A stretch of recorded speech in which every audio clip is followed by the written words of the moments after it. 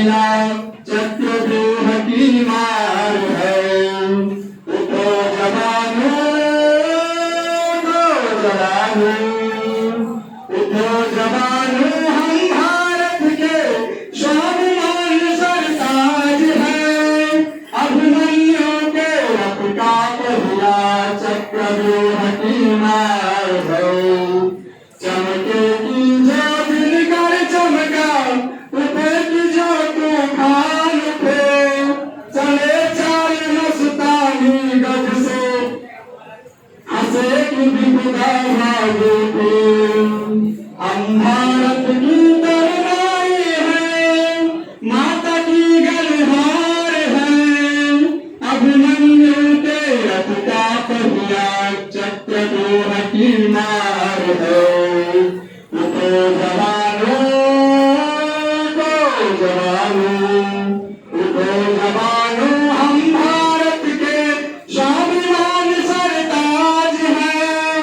अभिमन्यु के रथ का पहिया चक्रव्यूह की मार है। खेल कबड्डी कर कर पाले में न घुस पाए दुश्मन। प्रतिद्वंदी से ताल ठोक कर कहाँ भाग जाए दुश्मन। मान झूठा के वीर सिवा है, राणा के अवतार है। अभिमन्यु के रथ का पहिया चक्रव्यूह की मार है। उठो जवानों, उठो जवानों, उठो जवानों, हम भारत के स्वाभिमान सरताज हैं। अभिमन्यु के रथ का पहिया चक्रव्यूह की मार है। डूबे जाने के अब हम हैं, बैरागी के बान हैं। लघु कुश की हम प्रखर साधना, शकुंतला की प्राण है। अभिमन्यु के रथ का पहिया चक्रव्यूह की मार है। उठो जवानों, उठो जवानों, उठो जवानों।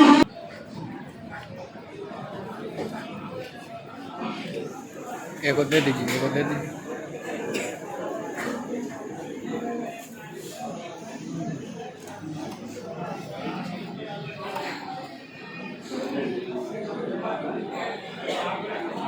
उपस्थित यहाँ के डायरेक्टर साहब श्री कन्नी जी, राष्ट्रीय स्वयंसेवक संघ के नगर संघ चालक श्री विजय जी,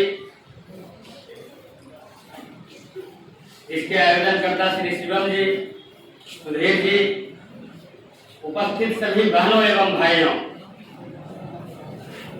अभी हम लोगों के मन में लग रहा होगा, जैसा कि बताया गया कि हम अखंड भारत संकल्प दिवस के दिन खड़े हैं, आए हुए हैं इस कार्यक्रम में।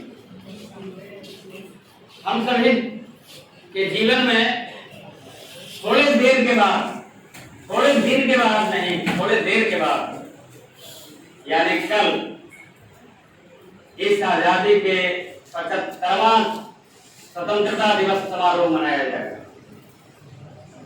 74 वर्ष पूर्ण हो गए। देश जब 1947 15 अगस्त को आजाद हुआ था, तो उस दिन पंडित जवाहरलाल नेहरू का भाषण हुआ था कि हमने रावी के तट पर जो निर्णय लिया था, नियति से कुछ समझौता करने का,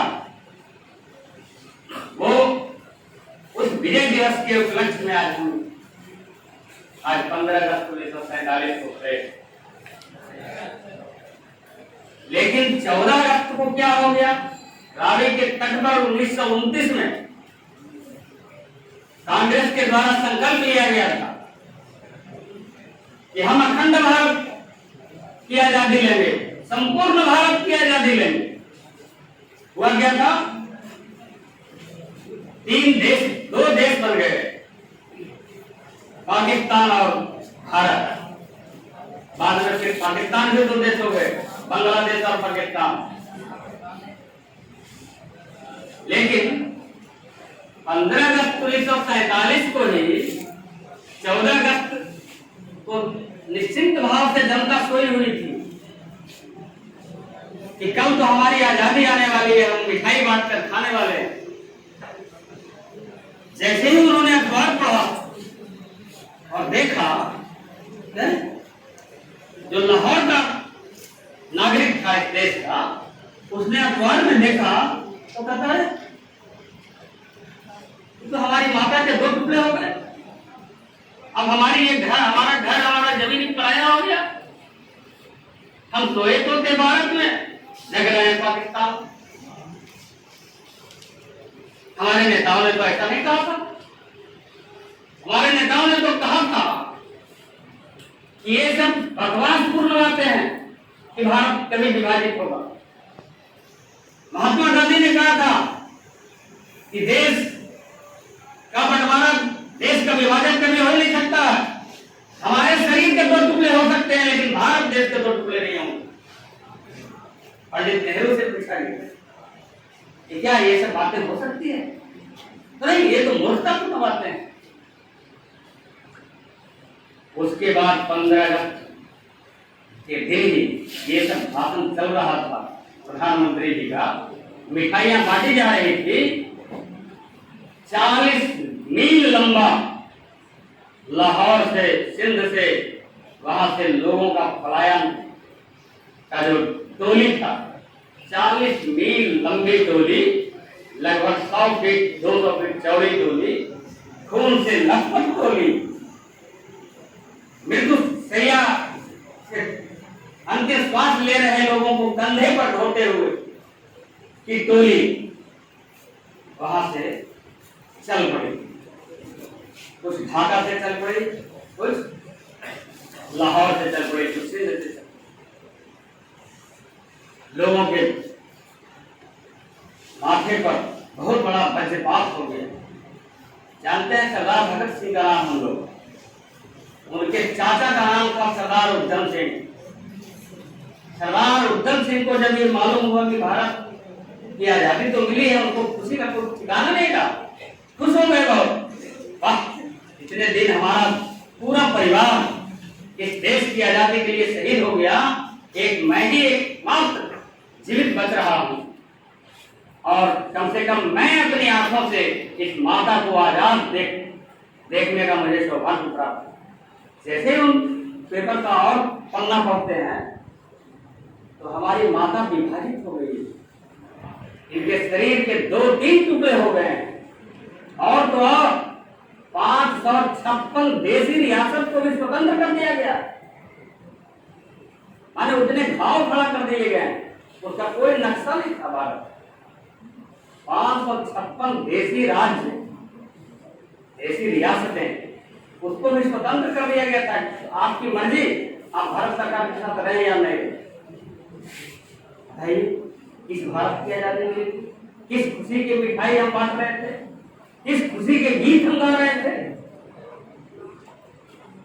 और इतने लोगों का मर्डर हो रहा था, इतने लोगों की हत्याएं की जा रही थी, घर द्वार खाली करा दिया जाता था, अपनी बेटियों को छोड़कर, सारी संपत्ति को लेकर छोड़कर तुम अपने शरीर को लेकर जा सकते हो, खाली करो, 10 घंटे के अंदर तुम इस मकान को खाली करो। और खाली करना पड़ा, लोग बिलखते हुए, रोते हुए यहाँ शरण ली। उनको शरण देने का भी काम हमने ढंग से नहीं कर पाए। आज तक वो नागरिक नहीं बन पाए इस देश में। ढेर सारे लोग एनआरसी के चंगुल में फंस जाते हैं कि हमारी तो नागरिकता भारत की नहीं, हम तो आए हुए हैं सिंध से, हम तो आए हुए हैं बांग्लादेश से, ढाका से, हम तो लाहौर से आए थे। 15 अगस्त को हमको उठाया गया था और हमको यहाँ कोई इज्जत सम्मान नहीं मिला, रहने का जगह नहीं मिला। कोई टिकुल बेचवा के रूप में आज से 60 वर्ष पहले से माथे पर उनकी महिलाएं कपड़ा बेचने का काम कर करके जीवन गुजर बसर कर रही है। कोई लठौर के रूप में, जिसको हम लोग कहते हैं लठौरवाई, बेचारा चिड़िया मार मार करके खाने का खाना बदोशी जीवन जी करके अपना जीवन गुजर बसर कर रहा। कोई बुलबुलिया के रूप में है,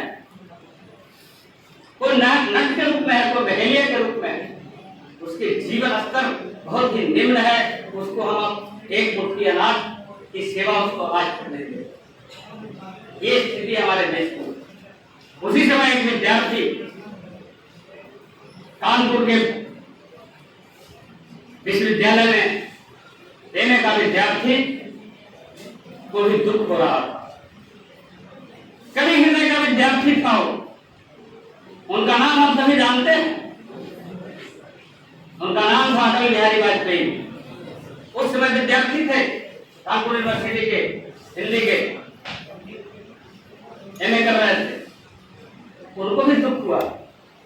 14 अगस्त की संध्या की पूर्व संध्या पर उन्होंने कविता का पाठ किया, कविता लेखक का काम किया। उस कविता का थोड़ा सा अंश मैं आपको सुनाता हूं। कविता है, ध्यानपूर्वक सुनिएगा, बिना दाम दिखाए। 15 अगस्त का दिन कहता आजादी अभी अधूरी है, सपने सच होने बाकी हैं, राही की शपथ न पूरी। जिनकी लाशों पर पग धरकर आजादी भारत में आई, वे अब तक हैं खाना बदोश, गम की काली बदली छाई। कलकत्ते के फुटपाथों पर जो आंधी पानी सहते हैं, उनसे पूछो 15 अगस्त के बारे में क्या करते।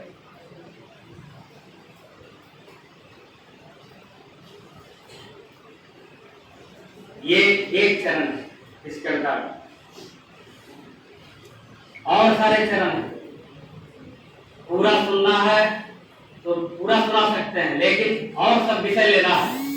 अंतिम में जो उन्होंने लिखा है, ये जो खंड हो गया भारत, तो इसको हम फिर से अखंड कर सकते हैं क्या? आगे आने वाली पीढ़ी हमारी कुछ सोच सकती है क्या?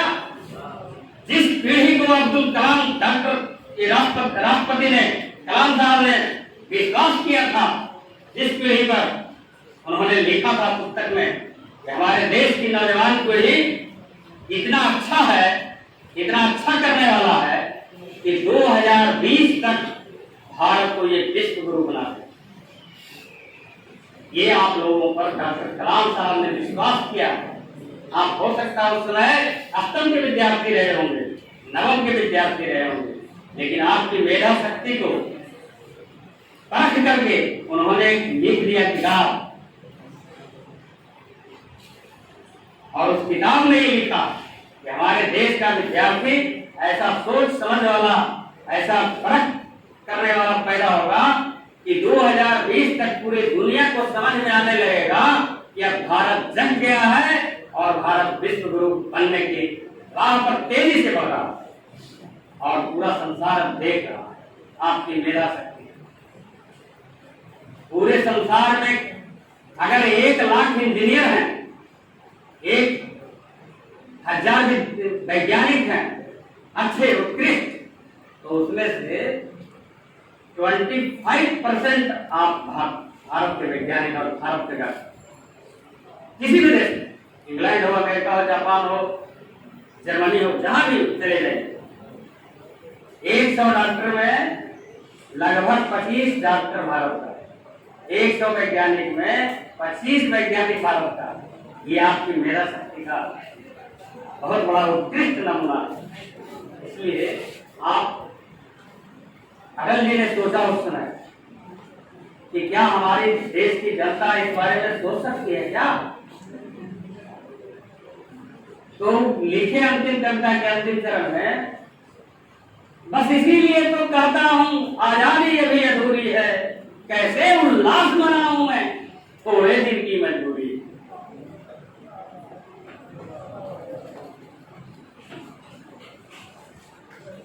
खंडित भारत को हम पुनः अखंड बनाएंगे,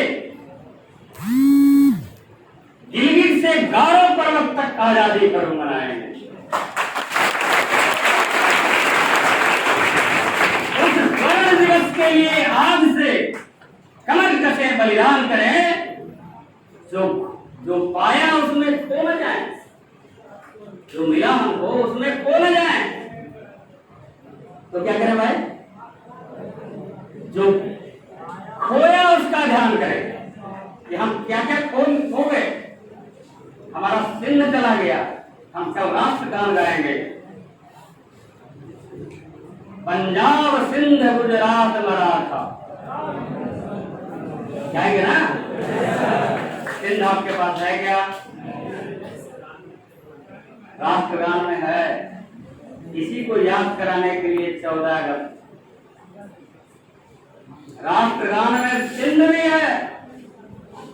मेरे देश के विद्यार्थियों, हम राष्ट्रगान गा रहे हैं। पूरा पंजाब है, पूरा सिंध है हमारे राष्ट्रगान में। हालात वैसी बन रही है, वहां की ऐसी हालात वहां की सेना ने कर दिया है कि वहां की जनता प्रताड़ित हो रही है। एक बोतल पानी वहां ये पैसे दिए, आतंकवाद बढ़ाने के लिए बम और गोला बारूद और ये सब विस्फोटक सामग्रियां दी, उससे उसका कायाकल्प नहीं हो पाया। तो अब वहां की जनता अखंड भारत के स्वर वहां से भी सुनाई पड़ने लगे। और भारत के व्यक्ति, भारत के विद्यार्थी अभी से अगर आप सोचेंगे तो हमको नहीं लगता है, जैसा स्वामी विवेकानंद का चित्र है यहाँ। स्वामी विवेकानंद ने कहा था कि हमारी भारत माता सैकड़ों वर्षों की गुलामी जो देखी है, लेकिन मैं जब ध्यान लगाता हूं तो देखता हूं कि आगे आने वाला स्वर्णिम भविष्य है और भारत माता विश्व के सर्वोच्च सिंहासन पर बैठकर पूरे विश्व का मार्गदर्शन करने में समर्थ है।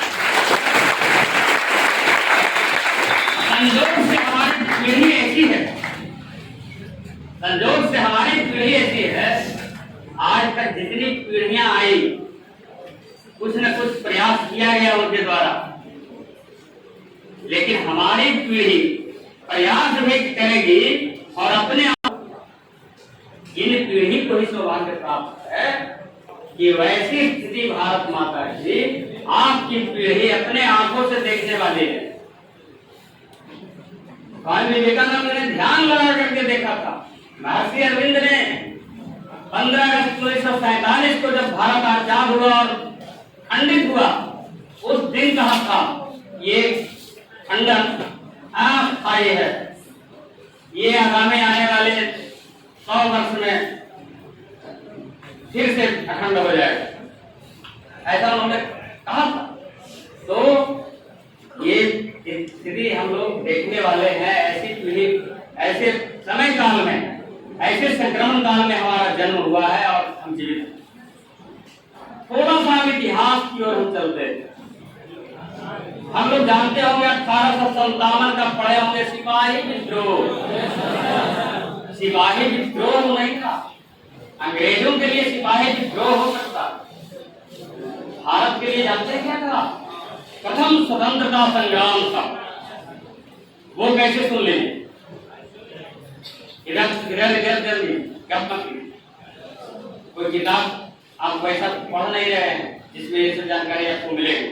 किताब हम लोगों ने जो पढ़ी है उसी की बात मैं कर रहा हूं, अपने मन की बात नहीं कर रहा हूं।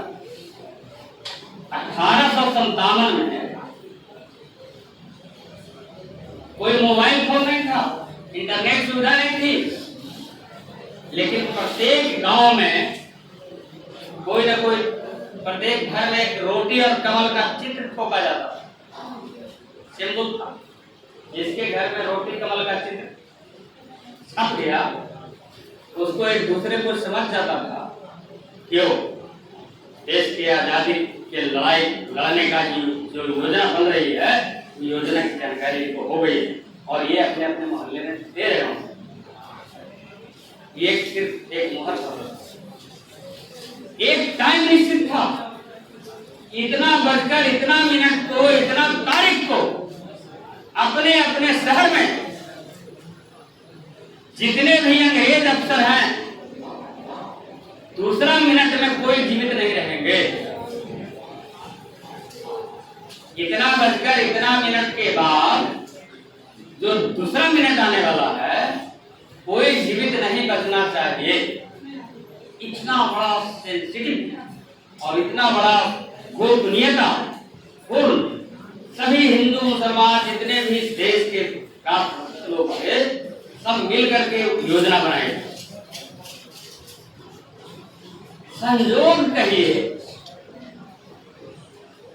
ये जब इतिहास लिखा जाता है तो अभी यहाँ हम लोग लगभग 260 विद्यार्थी यहाँ बैठे हैं और 260 में लगभग 50 विद्यार्थी अपना अपना गद्य कर रहे हैं। इसलिए उनकी थोड़ी सी गलती के कारण कोई उनके बगल वाला व्यक्ति कुछ जानकारी के अभाव में उससे कुछ बात हो सकती, गलतियां हो सकती है। तो मंगल पांडे का नाम भी हमने सुना हो, एक सिपाही थे, उनको भी जानकारी थी कि इतना तारीख को, अमुक तारीख को इतना बजकर इतना मिनट पर हमको अंग्रेज अफसर को अपने अफसर को गोली मार देना और पूरे देश की यही योजना। एक दिन में नहीं, एक मिनट में सारे देश के में हमारे ऊपर शासन करने वाले अंग्रेज उसके बाद भारत स्वतंत्र, अपनी आजादी, अखंड भारत की आजादी। एक व्यक्ति को बर्दाश्त नहीं हुआ। उस बेचारा क्या किया, उसको गोली जो छोड़ना पड़ता था ना, बंदूक में जो गोली भरता था उसके ऊपर एक लेयर बनाया गया था जिसमें सूअर की चर्बी और गाय की चर्बी दोनों मिलाया गया था। तो इस कारण से भी सब लोग भड़क गए कि हमको दांत से खींचना पड़ता है उस चर्बी को, तब गोली बोझना पड़ता है। तो सारी योजनाएं बनी थी, लेकिन इसको बर्दाश्त नहीं हुआ मंगल में। हमसे ही काम नहीं होगा, आज हम जा रहे हैं ना माधे माते, ये हम नहीं कर सकते हैं इतना बात मिल गए। तो हम गोली खींचे होते नहीं, इसी प्रकार से अक्सर पत्थर से घींच गाज किया बोझा आ जाकर के अपना करके मार दिया था। तो मार दिया तो बेचारा क्या कहां से लीक हो गई, इसमें कैसे इतनी हिम्मत हो गई कि हमारा अपने अफसर को मार दिया। अंग्रेज को कुछ पता नहीं था, इतना बढ़िया शासन करने वाला जिसके शासन तंत्र में, शासन काल में सूर्यास्त नहीं होता था, कोई न कोई देश में सूर्योदय हो रहा था, ऐसा कहा जाता है। उसका क्रांतिकारियों का कि किसी को लीक होने नहीं दिया, कोई आदमी नहीं जाना, कोई अफसर नहीं जाना, कोई इंटेलिजेंस ब्यूरो नहीं जाना कितना मिनट पर सभी अंग्रेज अफसर मारे जाएंगे। वो तो जब मंगल पांडे 8 दिन पहले ही अपन अफसर के मार दिए, क्या बात लीक हो गई वहां के और कोई जांच बैठ गई, ऐसा क्यों हो पाया। तो उन छावनियों में हम गुप्तचर विभाग काम करना शुरू अंग्रेजों का। कम बात मालूम हुआ कि जो हमारा पूरा तंत्र फेल था और ये हम लोग मारे जाते एक दिन में। अब जरा ध्यान से सुनिए, बहुत बड़े रोचक कथा। अब उसके बाद क्या होगा,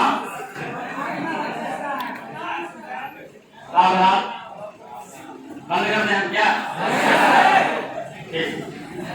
तो अब उसको लगा कि अब भारत की जनता को मैनेज करना होगा। तो मैनेज कैसे होगा भाई? तो प्रेशर कुकर में हम खाना बनाते होंगे, कहते हैं ना, प्रेशर कुकर में जब